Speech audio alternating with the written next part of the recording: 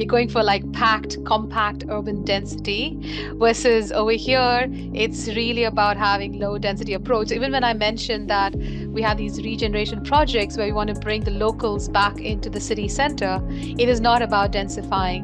It's really about giving them a villa or townhouse units in the middle of the center. I think for us, the value of urbanization is something very different, because here it's really about packing in people together.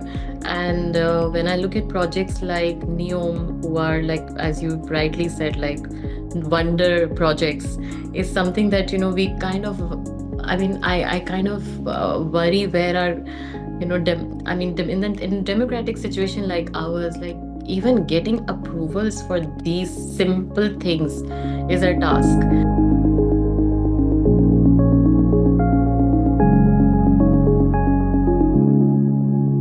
Hello everyone, my name is Pooja Tiwari and I'm extremely delighted to welcome all of you to episode 14 of VC Live Season 3. If you're joining us for the first time, VC Live is presented by the Godrej Value Co-Creators Club, an initiative by Godrej Locks and Architectural Solutions. GVCC is a vibrant community of over 2,000 architects and designers across India, brought together to share ideas, explore innovations, and champion meaningful design. If you haven't joined yet, just click the link in the chat and become a part of this growing community. Let's quickly take a moment to see what GVCC is all about. Welcome to the Godrej Value Co-Creators Club, where innovation meets collaboration. GVCC is a unique platform for architects and interior designers to merge their creative visions with our innovative product offerings. We aim to cultivate a network of thought leaders, driving innovation and excellence in the industry. Celebrate your achievements with our GV's Awards, recognizing innovative projects across various verticals. Join our community through exhibition visits and masterclasses to stay updated on the latest trends and technologies. Enjoy exclusive access to new products, special discounts, and tours of our Mumbai and Goa plants. Join the Godrej Value Co-Creators Club today. Be part of a community that values innovation, collaboration, and sustainability. Godrej Locks and Architectural Solutions, a trusted leader in home safety, recently launched its latest campaign, Befikar Living Unlocked. Introducing the next-gen Adventist IoT 9 digital lock, a perfect example of how technology and design come together to make everyday living safer and smarter.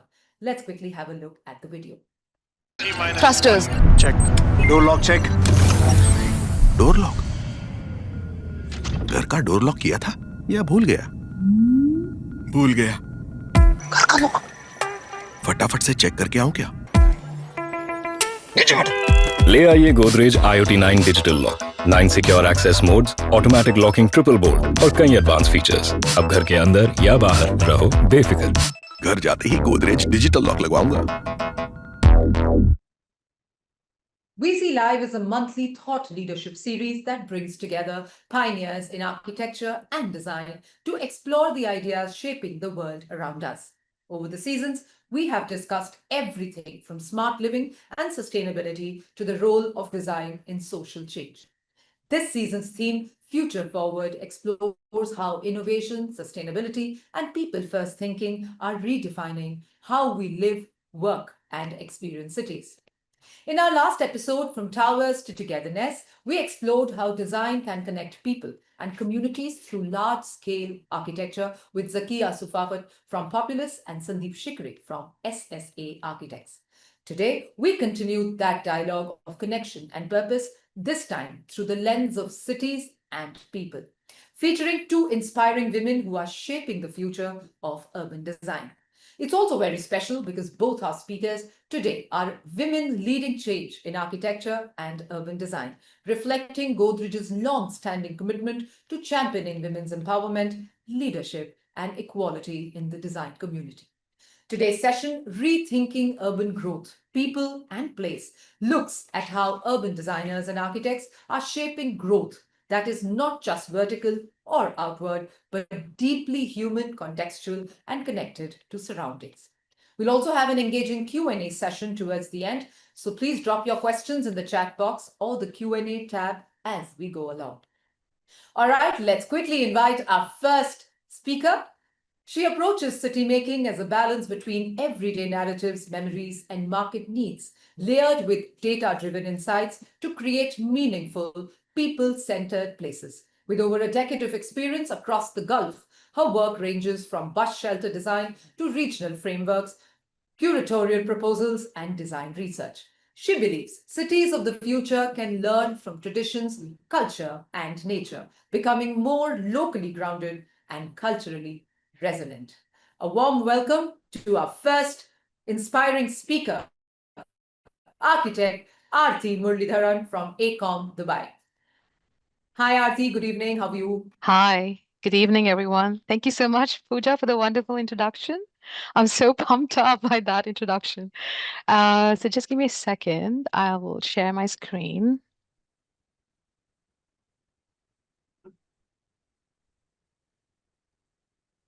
Yes, now I can. All right, perfect. Thank you so much, Pooja. And hi, everyone. Good evening to everyone who has made it to the call. Thank you so much for this opportunity. I know Pooja's introduced me, but just a little more background about myself. I am an architect, but I've been working in the urban design for the last 15 years, and my understanding of the process has been shaped by the Middle East and its growth, which, if you are aware of the Middle East growth, is always very ambitious. I worked in projects that spans across Dubai, Abu Dhabi, Kuwait, Riyadh, Doha, like anything in the GCC region. I have not really worked on projects in India, so my experience is mainly in the Middle East. And I did work in India under under Sanjay Mohe, Mindspace Architects, Contour Reduction. But after that, I've moved to urban design. Ever since I've come back to Dubai, working in companies like A7, Perkinsonville, KO, and I'm currently at AECOM. So when I was approached with this topic, I'm like super passionate and excited about this topic. It's really a vast topic. There's so many angles and perspectives we can look at. But I think the where I can bring value is bringing in the Middle East perspective and how urban growth happens in this region. Before I dive into the presentation, I just want to highlight that most of the Middle East projects are always under NDA, so it's very difficult for me to share actual content developed through my experience. I'll have to rely on a lot of online sourcing in order to not upset the companies and also the clientele in the region. Having said that, I do have enough content to share with you how we do urban growth in the region. So why is this topic important, right? We know that urbanization is happening everywhere, and I just want to give you the figures in the Middle East. Right now, our population is around 57 million, and we'll be reaching about 65 million in 2035. So with this jump in population, it's important how we understand how these cities are shaping, how they're growing, because the way a city shapes, it also shapes us as individuals, how much we grow, what we grow. It's all impacted by how the cities are shaping around us. So through the next set of slides, how I intend to show growth is through different lenses within the Middle East region. So growth as trial, error, and lessons learned. So in the 2000s, if you're familiar with this region, you would have seen a lot of interesting master plans, which has very interesting shapes. It could be the horn, it could be a circle, a crescent, any shape. It was all about Google Earth urbanism approach. But now that has changed. That was a very young GCC countries, but now it's become more mature, and every project brings a lot of layered thinking. Regional experience comes into play. It's not, just bringing architects or designers from outside and then they giving their perspective from their regions. It's more about us learning from our own mistakes and then making it better and tweaking and fine tuning it for the region. So this middle image is from Dubai Expo 2020, the Vassal Dome, very beautiful structure, very innovative structure. It can display. It's a display screen, but it's also creates a space for bringing events together. And as we move ahead, Middle East will still be very aspirational, but it's becoming more grounded in its approach and in reality. And that's the last image, which is more focused on still having big moves, but focusing now on walkability and thermal comfort. Growth as strategy. So one would always imagine that, oh, in the Middle East, things just happen. Somebody comes up with this idea and then it's just drawn on the plan. But what you see on the screen is a 2040 Dubai master plan. It's an example of Dubai, but we have similar ones happening in different cities in the Middle East. Growth is controlled, growth is planned, and there's a strategy behind it.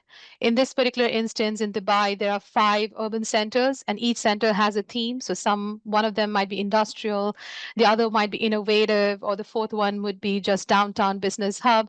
And then the densities are decided based on that understanding of where the urban centers are going to be. And it's also not that the sprawl happening. There's also an urban growth boundary beyond which you don't develop. You leave it as natural as it can be. And along with this, there are many initiatives like, Greening Dubai initiative, Creating Scenic Routes initiative. Recently, I think a year and a half ago, we had a lot of floods in Dubai because of not having enough stormwater drainage systems in place or looking at the whole city holistically. So now there's a lot of climate resilience being looked at as well. Growth as spark. So the image you see here is an industrial area in the heart of Dubai, but the area I've highlighted in red is a very small footprint in this industrial hub, which is a spark right now. It's a creative spark. It started about 20 years ago, a small art gallery, which then expanded to bring more creative people.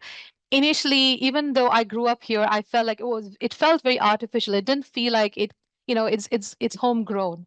But today, when you go there, you feel everything is very homegrown. It's done by people, second generation, third generation creators in the region. And the images you see on this side are all the kind of activation that happens here. So the municipality then took this idea that, okay, there is a spark, there's a lot of activation happening. Why don't we, convert this industrial hub into more of a creative hub? And this goes along with the Dubai Creative Economy strategy. So we worked alongside the Dubai municipality to then come up with laws and policies, not laws, sorry, policies and regulations and guidelines so that we are able to create a symbiotic relationship between the existing owners of the industrial plots, but also the new owners who might be coming in, which are the creative people who might not be able to afford the entire plot. So then there was a lot of stakeholder meetings, discussions to understand how can we make this viable. So the way forward is that we allow the existing owners to have additional GFA, FAR, but then ask them to add spaces, a more variety of land uses in their plot, like cafes and restaurants and co-working space, spaces for new creative people to come in and do their work. And this kind of symbiotic relationship also has led to this document and hence urban growth. And layering in not just the development control regulations and a guideline, but also looking into placemaking strategy. So you work with different other consultants as well, along with developing the guidelines to look at the overall placemaking strategy. Who are the user groups within this creative industry? How are they going to arrive? Where they're going to pause? And this is how you start creating your art nodes, your parking areas, your park and ride moments. And this is how placemaking comes in, which is growth as journeys. And all this is related to the same project. Growth as choice. Now we're shifting gears. We're moving from working with the government to working with developers. And all these projects you see are different developer-led communities. Each of these communities are very beautiful. They're complete. So if you're living here, you don't have to go anywhere else to get your daily needs, local needs. There are even schools within these communities. And how they differentiate from each other is by a unique selling point within it. It could be from how they sell the lifestyle of the community, like wilderness, to maybe having an equestrian layer in the community, or maybe saying that you can live in an apartment block, but it is surrounded by a forest, which is a very unique selling point for us in this region, considering it's quite dry and arid area, and having so many plants means you have to have that much irrigation. Unlike in India, where there's always lush and wilderness everywhere. Moving from UAE and then heading towards Saudi, I want to talk about growth as regeneration. So the image you see, or the map you see here, this is Riyadh. It's, as if you know where Riyadh's located, it is landlocked. It's in the middle of the the Middle East map, bang in the middle, and you would wonder, how did the city happen here? Now, it happened because of the green area you see, that is right now, that is the Wadi, which is a very fertile area. It's not necessary that the water runs in a Wadi, like on the surface, but there is high ground water level, and hence very fertile, and hence the first settlement happened here, and then this grew into a city. Now, in a decade ago, this was just polluted water, and the government took the initiative to come up with a water management plan, environmental plan. And today, after a decade, the images you see on the left is actually the current images of this wadi. So this is like a green spine in the middle of the desert, which is very hard, but they've done this through bioremediation, afforestation. So this is not just an ecological sanctuary, but it's also become public realm. So you have about at least 200,000 visitors coming here every week, and touching the water, just being next to the water, picnicking. So growth as regeneration. And this is an important trigger point, because this has led to multiple mega projects around that spine in Riyadh. So remember I mentioned about that this is how the settlement started in Riyadh. So now what they've done is they've taken that idea, the intelligence that comes from vernacular projects or vernacular settlements, the place intelligence that comes from that. They've taken all that and creating new projects, which is very contextualized. It's very pedestrian friendly, looks into thermal comfort, very walkable, and retains some of that identity and cultural continuity, which you might see lacking in other cities in the region. But I think this is one of the best examples in the region where they're trying to continue that. So they start with simulating, emulating the past, but as they go to the newer projects, they're taking only the principles from it and modernizing it. Growth as rehabilitation. So this is a project that I've done with my colleague as part of a competition entry in Mosul. The brief was to come up with a strategy of how to reintegrate people back into the communities. So we started doing a lot of research into what do people feel in a war zone? How can we bring them back into communities? So as urban designers, we always look at big scale and also come down to the small scale, understand the entire story. So we took all the data we could collect and categorize them into social memory, historical narratives, cultural interaction, because our idea is that if you want to reintegrate people into back into the community, you need to give them something they're familiar with, something they're comfortable with. And then that led to identifying areas where these reintegration could happen. And then we go down to like an urban design scale to show how you can design that community with some flow plans and all that. So it's important to look at scales and data and layer it the way you layer it actually helps you to bring that people and place back into the story. Growth as sustainable legacies. This is a very interesting project, again, in Riyadh. This is one of the areas which is branching from Wadi Hanifa project.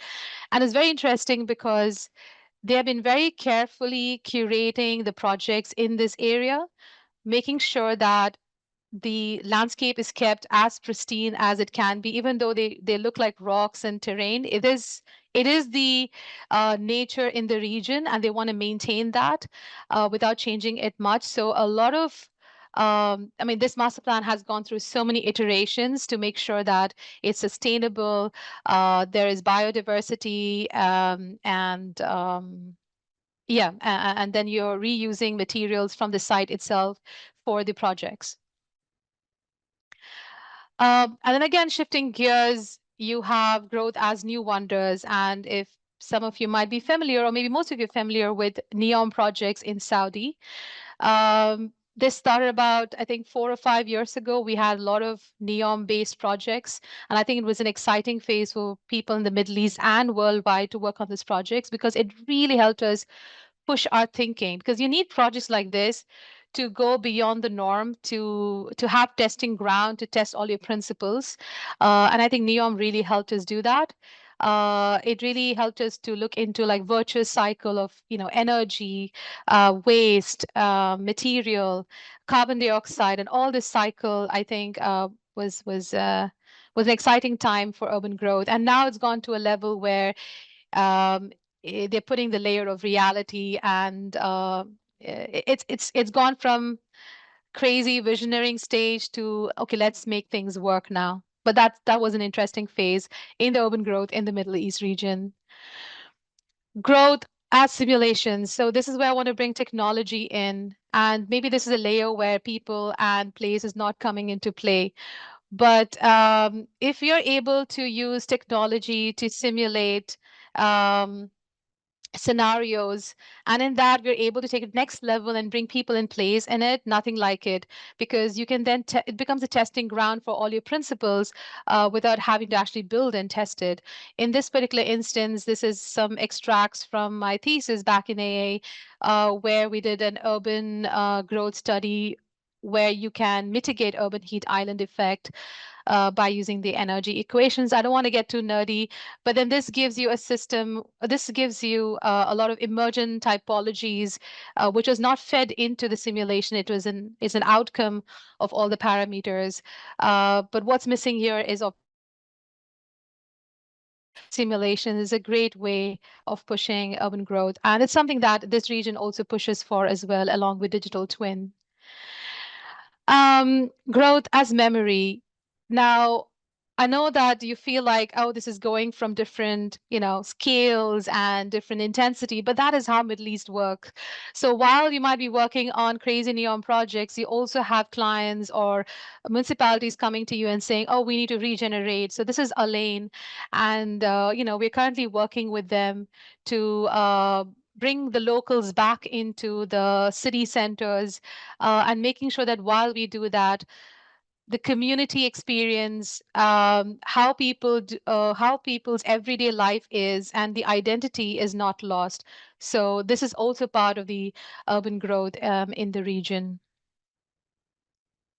Last but not the least, I want to end this. This is my second last slide. I want to end on this slide because it's very important that when we look at urban growth, irrespective of the region you're in, it's very important to look at multiple scales below what you usually look at, and also multiple scales, because urban growth is not just confined to the cities. What we do, our ecological system, it impacts the water, the maritime environment. It's all connected. So what we do at our scale impacts the next couple of scales. So it's very important to understand scale and dependencies. And I hope I didn't go through this really fast, and I've maintained my time. But I want to end with this slide.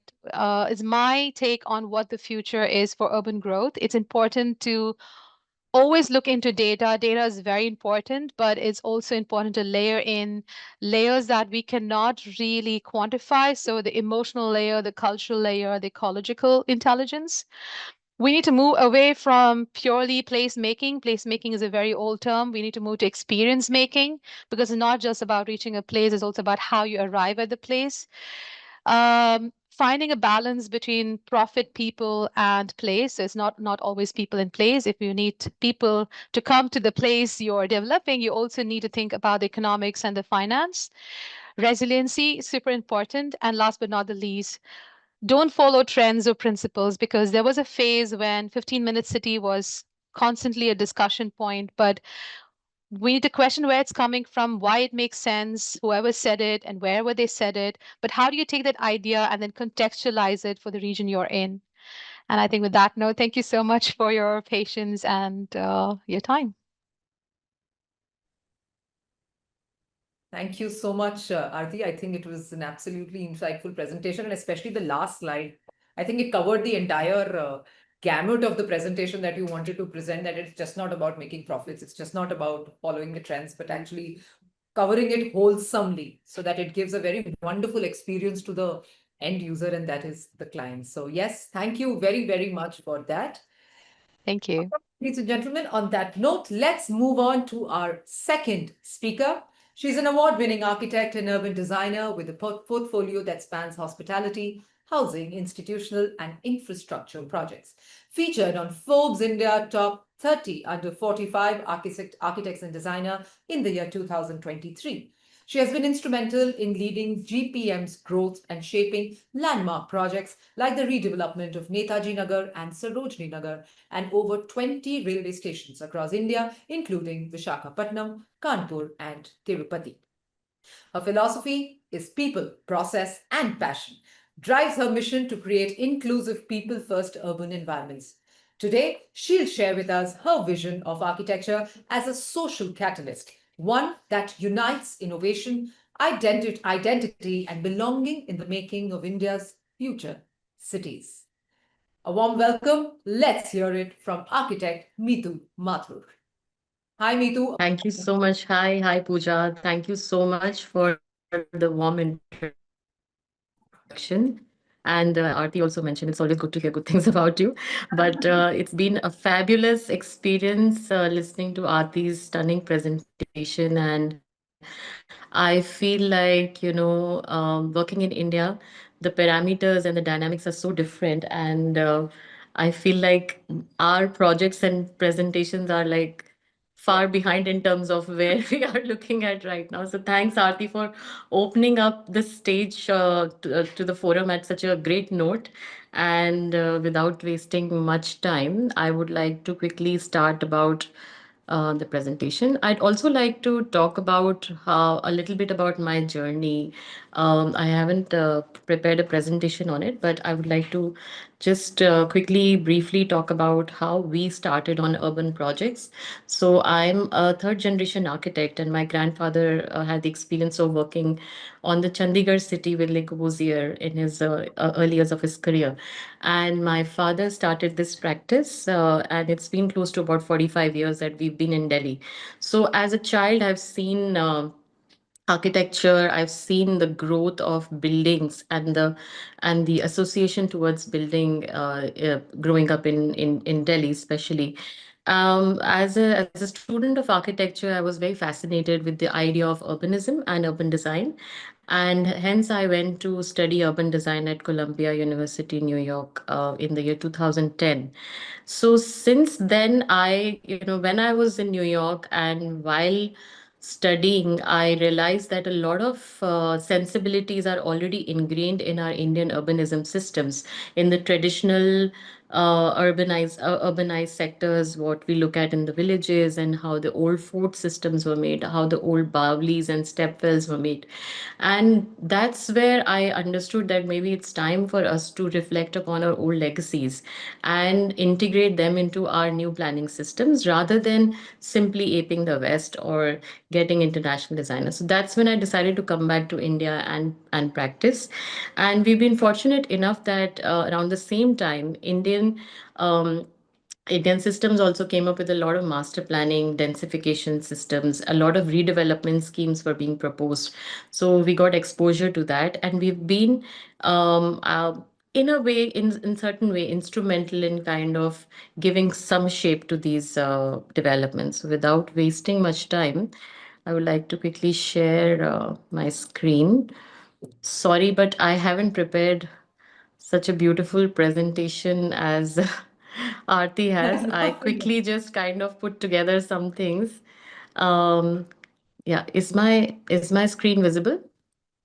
Yes, it is. Okay. So I would like to start with a note that, cities to me are a collective. Sorry, I think I did something wrong. Yeah. Yes.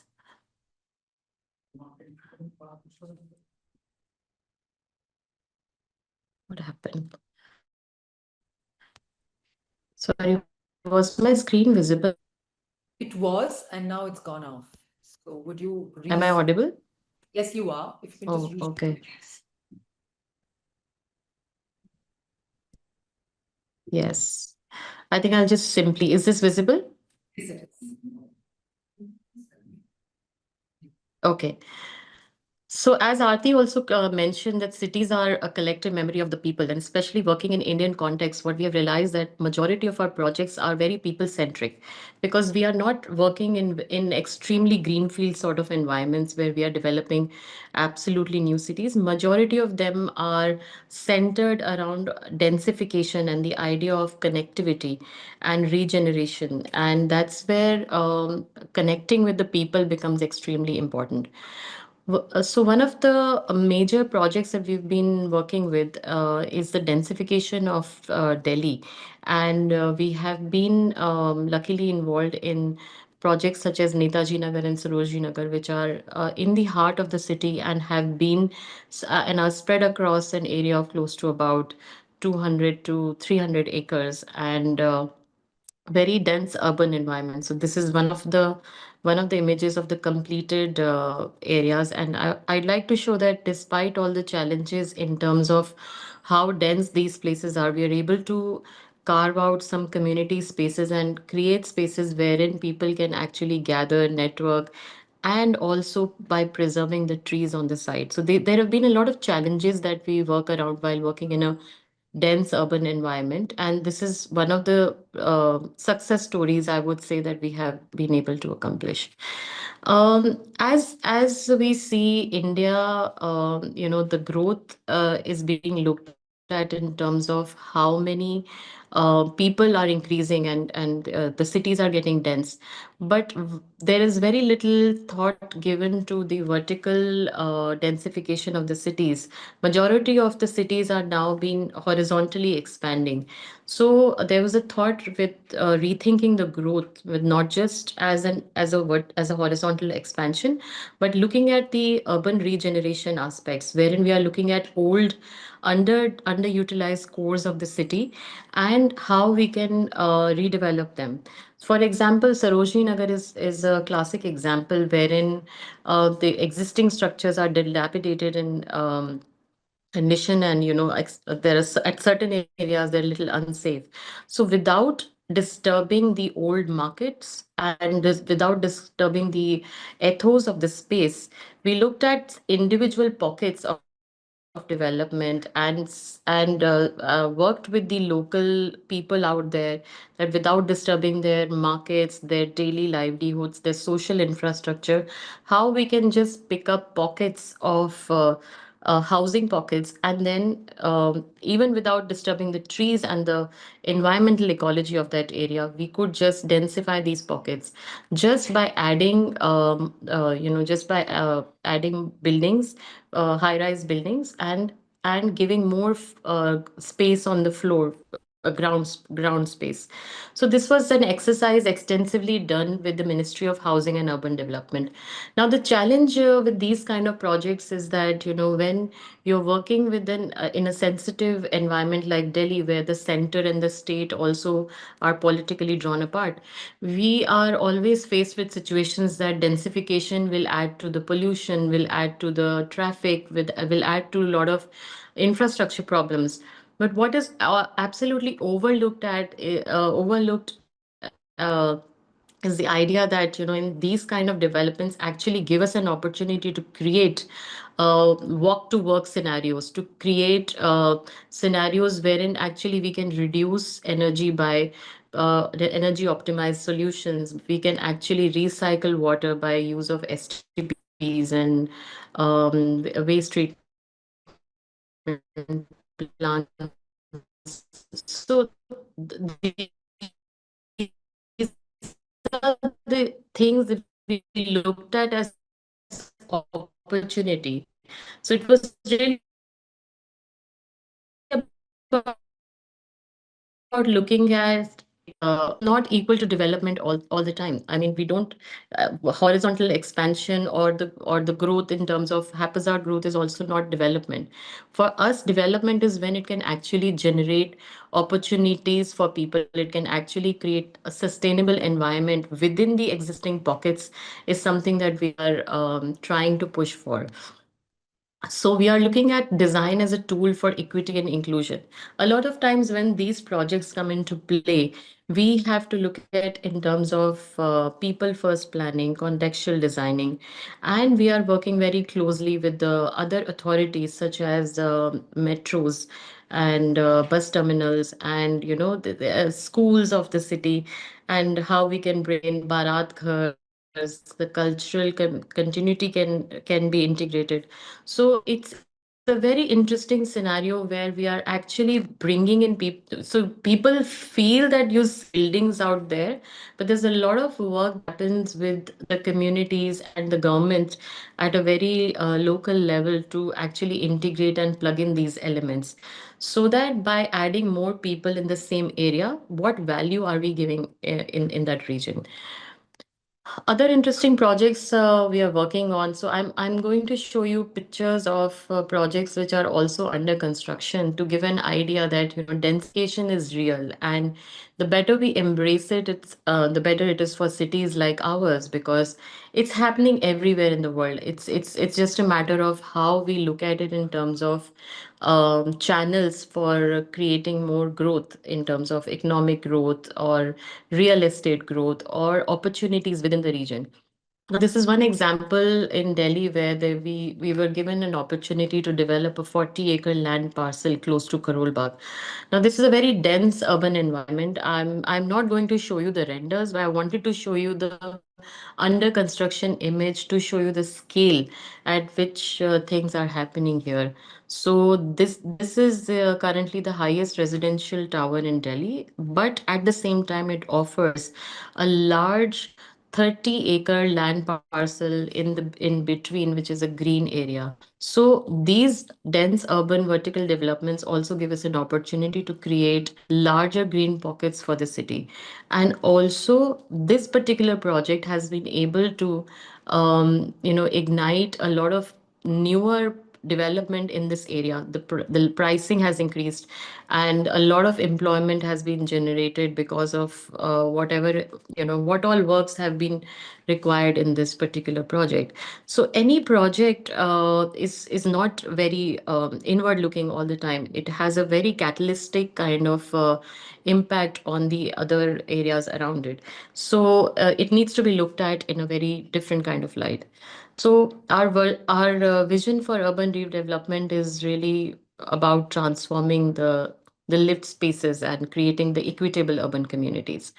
I think I've already spoken about Sarojini Nagar. So these are the different aspects of the project where we are looking at commercial centers designed with a very mix of high street retail, commercial component, terraces for office spaces, a very dynamic sort of an environment. I'll not go into the sustainable aspects because these are something that is very common for all the projects today. Also, we are looking at a phased sort of a development so that there is minimal displacement of people, and at the same time enables for a better circulation while work is going on, vehicle circulation. And all the redevelopment projects which are going to come up in the city are all going to be linked and connected.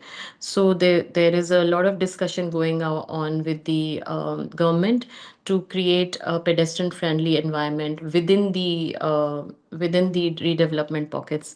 So currently centered of Delhi has close to about 12 to 15 of such underutilized pockets where we have old housings that we are looking to sort of redevelop with the government. Also we're currently working with a lot of private developers where where we're looking at these old hubs as social catalyst and economic areas. So creating urban centers, especially close to the metro stations, where we can create commercial areas and and create a economic value for that place. So these projects are actually places where we have placemaking, where we can actually call it as a place for gathering at a city level. So, some of these examples. A very interesting example I want to talk about are the transit-oriented developments. So, as mentioned by Pooja, we are currently working on a lot of railway station redevelopment projects. So, the thought really came. This is one of the projects. I mean, what you can see in the front are the columns being done and the railway expansion and the bridges being constructed. So the thought really look at our railway stations as an entry point into the city, like airports are, and why don't we redevelop them in the sense that we segregate the arrival and departure traffic and create concourses for the people who are waiting for the train rather than people waiting at the platforms.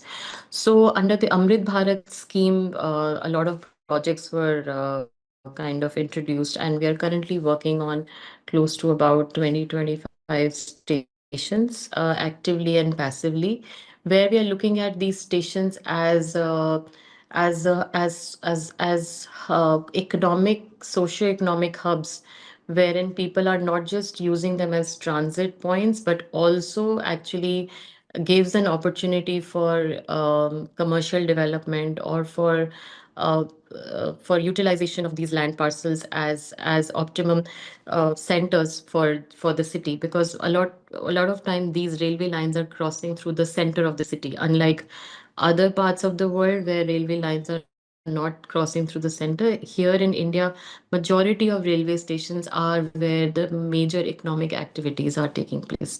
So that's been an interesting exercise for us. This is one of the interesting projects, Kolhapur Airport, where we are looking at infrastructure again as a mode of entry point to the city. Um, then we are currently working on a very interesting project. Typology, I would say, is land ports. So we are working with the Land Port Authority of India, wherein people are transiting on land from India to neighboring countries such as Bangladesh, Bhutan, and Nepal. And this is a completed project we did with the Land Port Authority. The site area is close to about 30 acres, and we looked at it as an opportunity to create a landmark project for Landport. It is not just a transit point, but also gives an opportunity for people to relate with while entering India or while exiting from India. And this is going to be a very prominent economic hub, because this is going to be a trade point between India and Bangladesh. So this is an opportunity we are working on, and projects like these are very exciting because we are actually moving out of the urban areas and actually working with the local rural communities. And really, these projects become the aspiration of the community in that area. So for us, it's a matter of pride that we are working towards a cross-border sort of a trade agreement. And it's very interesting to see whenever you go to the site, there are so many people who want to talk about their expectations, local politicians, local government authorities. So it's about really bringing in people together, giving a shape to the aspirations, and creating something that people take pride in. And this has been a very exciting project journey for us. In line with that, we are currently working with the Land Port Authority to also develop other such land ports across the border, and we're working with them and the ministry to see how these borders can actually become not just closed doors, sealed areas where people just cross illegally, but also an opportunity for people to celebrate being neighbors to each other. Like, especially in case of Nepal and Bhutan and Bangladesh, there's a lot of friendly exchange happens. So it's really about celebrating that border connection with our neighboring countries, and we along with the team of Land Port Authority, we laid down a sort of roadmap for the development of such land ports across the border. Like what are the project objectives like? I will not go much into detail. What are the methodology? What is the system that we are going to follow? So it's not a very random approach that we come in and bring in and make anything. So we are really looking at how we look at the traffic forecast, what is the financial feasibility, what is the requirement of land, how much land needs to be procured, what is the level of connectivity that is required, whether it is the movement of trucks, whether it is the movement of containers, what is the trade happening, what is the pattern, what is the anticipation like. So those are the things we need to talk about, and really look at not just the regional data, but at a national level, what are the policies being talked about? For example, an interesting project I'm going to just show is a project which is coming up near the Galefu Mindfulness City. So how we are integrating that into our planning as well. So again, talking about how the program planning will be done, and what will be the components of any ICP. What are the different components of the project. So yeah, I mean, this is a snapshot of the Hatisar's ICP where I was talking about, which is going to be proposed near the Galifu Mindfulness City in Bhutan. Now we do a mapping of the area, how the site location looks like, where the neighboring location is, what are the strengths and weaknesses, what is the current situation like for the both sides, the Bhutan side, India side, what are the traffic projections of people, of passengers, of trucks, what is the projection like in 10 years, 15 years, 20 years, and then come up with a land strategy. Okay, how much land is required, what is the cost of these projects, give a basic idea of master plan. So these are the things that are being worked on at a very um, I would say a very aspirational level right now. I mean, these projects are not being executed on ground, but as an urban designer, as an architect, working closely with communities and the government, what I have realized is that these projects also give us an opportunity to really think about what we have in store for future communities, and really help in terms of ideating something that is not just a project which has a cost to it, but an idea behind it, and a vision in terms of what it can actually do for the community, rather than just being a project cost value on the DPRs. So that's been one of the works that we're currently working on.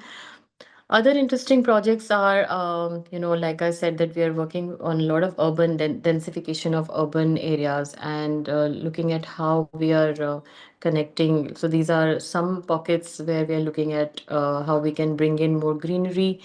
This is one of the projects in Vasant Kunj we are working on currently. Then so yeah, this is the different design iterations we do. So this is a competition project we just won. So I thought I'll include this in the presentation. And yeah, that's pretty much about it. I'm sorry, I'm not able to cover a lot again, for the same reasons that I cannot disclose a lot of projects. But I think I've covered a lot so far. Over to you, Pooja and Aarti.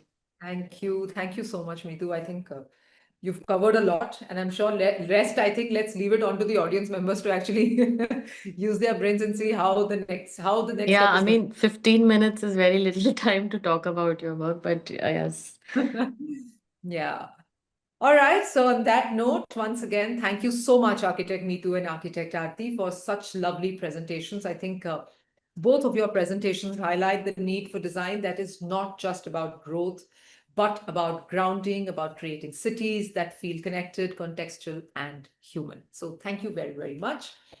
All right, let's quickly move on to a quick discussion. So if you have anything to discuss between the both of you can do it, or else I can throw a question to each one of you, whatever works.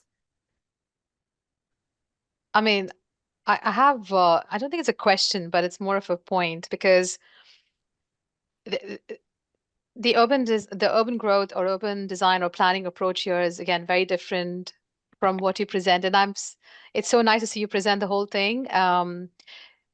Because even though I'm actually getting projects built on land, it somehow feels less real to me when I see the projects happening in India, probably because, I'm from India myself. But it feels because there's more, I think, participatory planning as well. Like there's a lot more community involved in in these kind of projects. Versus over here, it's it's not participatory planning.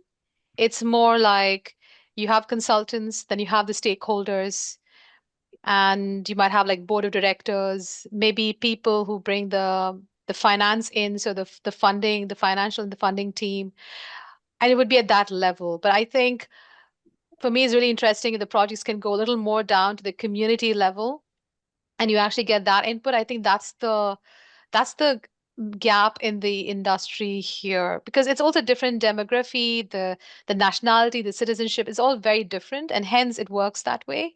But I found like that was one of the starking difference in the growth in both. And of course, the second one is you're going for like packed, compact urban density versus over here, it's really about having low density approach. Even when I mentioned that we have these regeneration projects where we want to bring the locals back into the city center, it is not about densifying. It's really about giving them a villa or townhouse units in the middle of the center.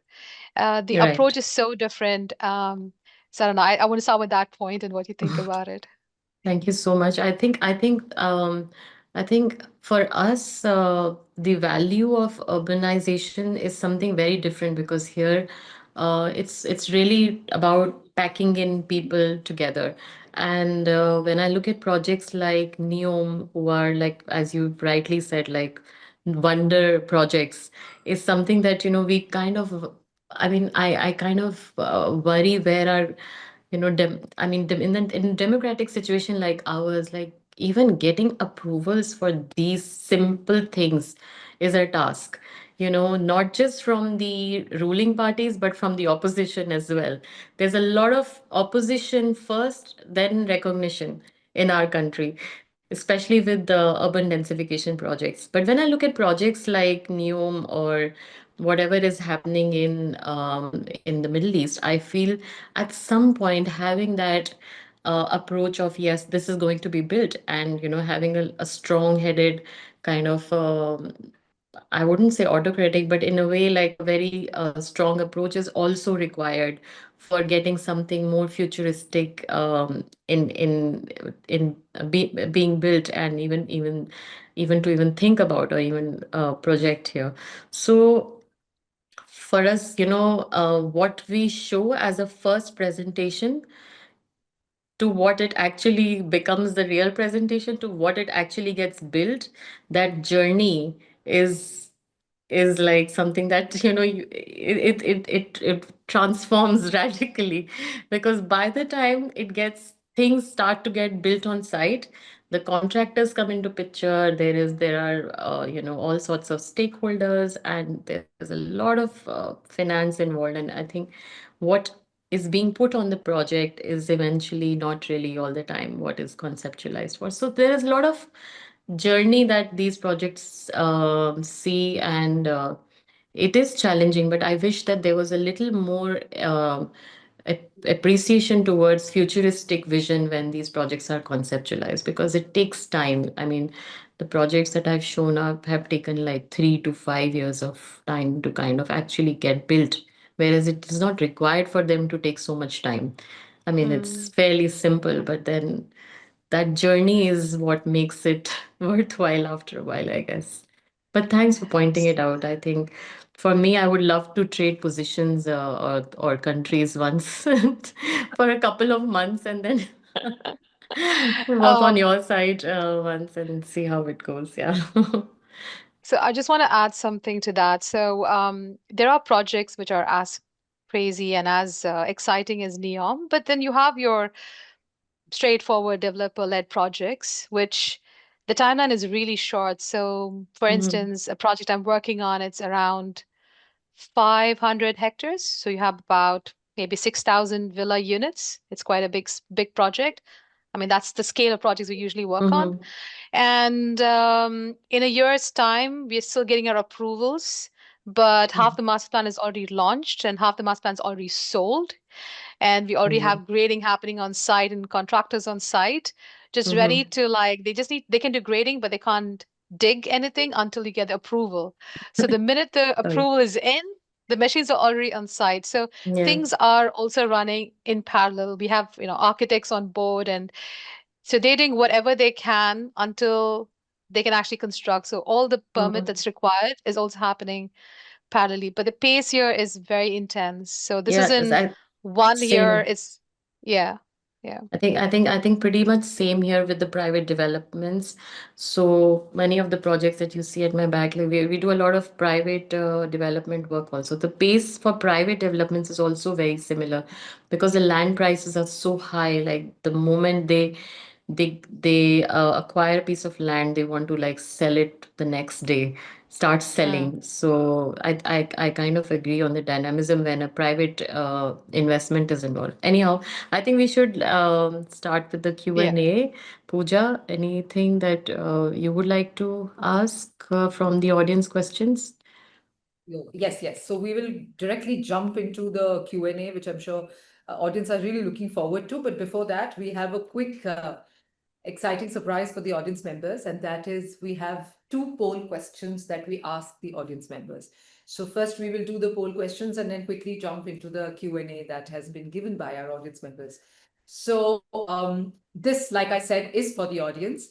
So there will be a question that is going to come on the screen with 4 options. I'm also going to sort of narrate the question and all the 4 options. And the audience members are going to get about 15 seconds to quickly hit the buzzer and see which is the highest option has got the highest number. And then the results is going to be displayed on screen. So this is how the drill goes. But yes, so this is for the audience member. Let's begin with the first poll question. And the question goes like this. What do you think is the most important factor in rethinking urban growth? And the options are designing for people and community. Option 2, integrating culture and identity. Option 3, sustainability and climate responsiveness. And option 4 is smart planning and technology. So requesting all our audience members to quickly give your option, whichever option you think is fitting in. So quickly go and hit the buzzer so that by in another 15 seconds, we come to a consensus and we see what is the majority, which is the option which has got the majority of the votes. So the question is, what do you think is the most important factor in rethinking urban growth? We have 4 options: designing for people and community, integrating culture and identity, sustainability and climate responsiveness, and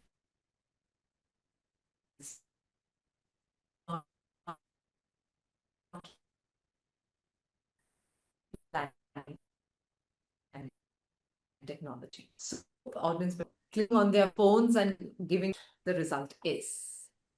All right, we have the results with us.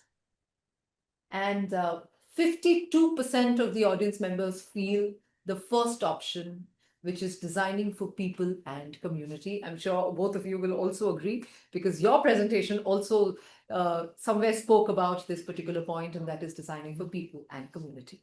All right, thank you so much, audience members. Let's quickly move on to the next poll question. And that is, why did you join today's session? A very interesting one. The first is to explore ideas on urban design and planning, to learn from these two wonderful ladies, Aarathi and Mitu. And third is to get inspiration for my own design work. And the fourth is to understand how to balance growth and context. So a very pertinent question, as it's very important to know. It also helps us to sort of make this session better and better every time we do this session. So requesting our audience members 15 seconds to quickly go and click on the button, click on the option that they think they fit in, and Like the question is, why did you join today's session? All right, we have about 5 seconds more. So if nobody's voted till now, requesting our audience members to quickly vote so that we get the majority of the votes. Let's see which option gets the majority of the votes. Let's look at the results, please. Lovely. So we have the results again. A wins. The first option wins. It's to explore ideas on urban design and planning. All right, with this, we come to the end of the poll question. And like as promised, let's quickly jump on to the Q&A question. So we've received a lot of questions, by the way, from our audience members. But, like time is a little not on our side, so we will try and take action. Is for architect Aarathi. It says, is this rehabilitation also having a protection from the missiles, and also have been seeing a lot of flooding happening post global warming, etc.? Yes, over to you. Well, I'm not in the industry where I can make governmental changes and that level policy changes. We have to make, we have to contribute in a way that we can within our own realm, I would say. So, no, I don't think. All right. So I was just saying I can't do much about the missiles. It's beyond my professional level, but what we can definitely do is about the flooding and manage that by doing analysis and flood modeling, and work with your flood engineers. It's, urban design master planning is not one person job. You work with many engineers and sub consultants to make it work. So it's a very collaborative work. All right, thank you very much. Next question is for architect Mitu. Someone's asking, how do you think architecture shapes the way people experience and move through cities every day? That's a very, very interesting question. So, I think for us as working in between architecture and urban design, it's very important for us to understand that whatever we kind of conceptualize is not something that you look from outside, but you also look at it from inside out. So the experience is something that you kind of, how do you walk through the project, how, what is your walking experience, what is your experience when you're driving through it, what is your experience when you are you're during the daytime versus what is your experience at the night time. Are we creating spaces that are dead at night, or are we actually activating spaces? Are we making safer communities for women, children, old people to walk, or are we actually just making mammoth buildings? So these are the questions we kind of delve into while we are putting the project into the context. And really, especially while working on these micro projects within a bigger scale, is something that we kind of really try and question at a regular basis. Also important is to look at the greens. So how are the micro greens being tied up into a bigger green network? Something that's very important. I'm not sure if that answers the question, but Aarti, if you'd like to add. I hope that answers the question. Yes, I Yes, was yes. waiting for it if she has any point to make. If Aarti had any point to make. Right. Yes.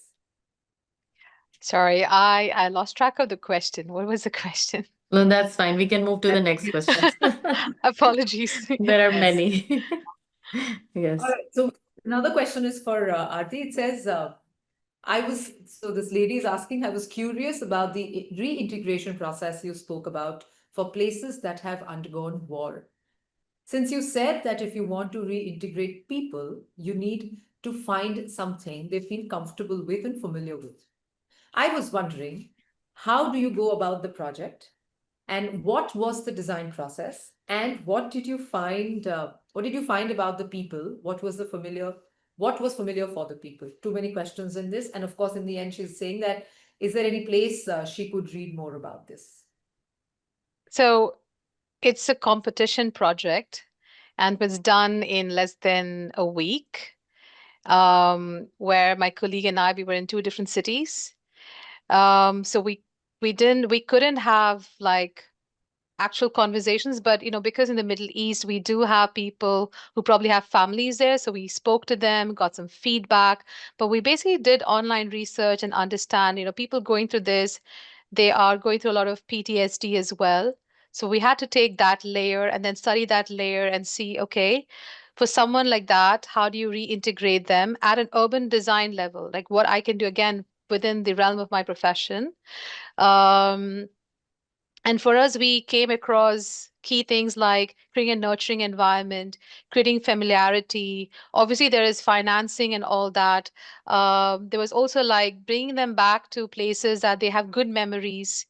So we took these narratives, then we went through all the data that we received, and then started like separating the data, combining the data, giving it certain weightage based on these narratives. And that's how you identify the place because we cannot go visit these places.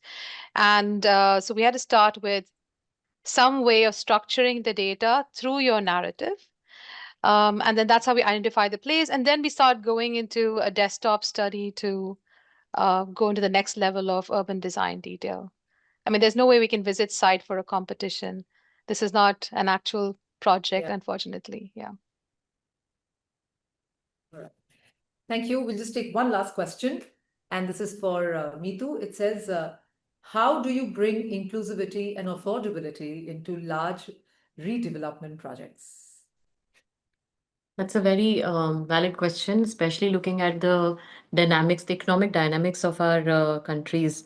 So, wherever people are walking around in big numbers, there's a huge economic diversity that we look at, from communities that can afford to buy something, just, like buying, for example, buying a water bottle while you are crossing from one point to the other on a station is a luxury for someone and is a matter of non-consideration for the other person.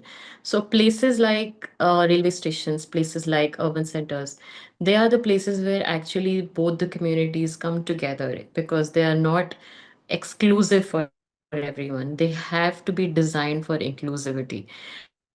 And one of the ways in which that can be done is economic interaction for both kinds in terms of how we are looking at creating retail environments while people are walking from A point to B with smaller kiosks or bigger stores to large commercial complexes on the side. So it's about giving enough opportunity for each economic class to engage with in that space so that we are not just creating space for one economic sector, but we are actually encouraging people to kind of come together and use that infrastructure. Especially if working on TOD projects, we realize that like how in Europe you walk out of the metro, you go down to catch your train, and then there is you go up to take a ride to the airport straight away. So it's all integrated, and then outside there's a bus stand. So how can we actually create such environments here? The major challenge is how there is this economic class who are actually relying on these infrastructure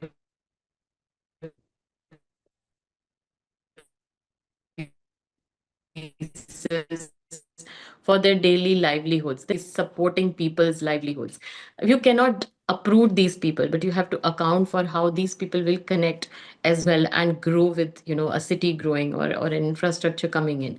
So it's been an interesting journey and quite a humbling journey for me also to really see that we cannot ignore these realities. They have to be accounted for. It's very easy to say on paper, to be very honest, and design it and say that yes, it's designed for them, but it is really something that we are trying to see how we can actually make it work, especially with the land port projects. While seeing people travel from India to Bangladesh, it wasn't easy to really understand that there are actually people who are coming in to buy medical supplies in India They're traveling to India to just buy medical supplies because there's lack of medical supplies in their own villages.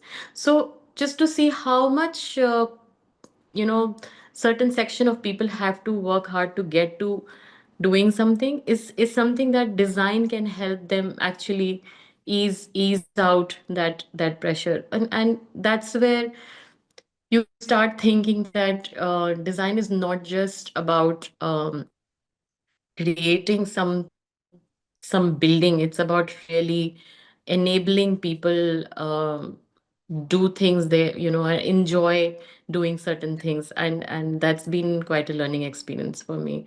It's very difficult to really put it on paper, to be very honest. Yeah. Absolutely. Because designing on paper is not enough. When you go to the ground realities, when you realize how are you fitting in so that, like you rightly said, that everybody is benefited and comfortable with that idea. So yes, thank you Correct. so Yes. much you for sharing such grounded and thought-provoking insights. So, and of course, to our lovely audience members, thank you very much for joining in. Like I promised in the start, we have two inspiring women. We saw some amazing works that they've been doing and some insightful conversations that we had. So, yes, a humble thank you to our audience members as well for such amazing, pertinent questions. All right, that brings us to the end of VC Live Season 3, Episode 14. Thank you. Once again, this session reminds us that the future of cities isn't just about how high we build, but how deeply we connect to people, to places, and to purpose. Until next time, stay curious and keep designing for people and our very own planet. Thank you very much. Please take care. Bye. Thank you, Pooja. Thank you, Godrej VC Live, for bringing Aarti and me together on this platform. It's been a great learning experience. Thanks, Aarti. Thank you so much. I'm going to connect Thank you. offline with you and see Yes, please. Yes. Thank you so much for this Thank you to the opportunity. wonderful Thank you, everyone. audience. Thank you. Bye-bye. Yeah. Take care. Thank Bye. you. Bye. Thrusters. Check. Door lock check. Door lock घर का door lock किया था या भूल गया?